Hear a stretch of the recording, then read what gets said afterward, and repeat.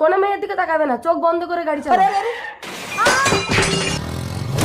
ও বাবা, এ বউটা তো মরে গেছে, পালাই। পটলে পটলে আমার পটলে। কেঁদো না, শান্ত হও। বউ মরেছে তো কি হয়েছে, আমি তোমাকে বিয়ে করব। মোতালি, তুমি আমাকে বিয়ে করবে? হ্যাঁ করব। চলো বিয়ে করবো।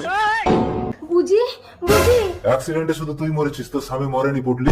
যমরাজ, আমার স্বামী তাহলে মরেনি? আমার স্বামী যদি অন্য কোনো মেয়ের দিকে চোখ তুলে তাকায়? চিত্রগুপ্ত রোবট, একে স্ক্যান করে দেখো তো এর পাপ পুণ্য কি আছে, একে স্বর্গে পাঠাবো না নরকে।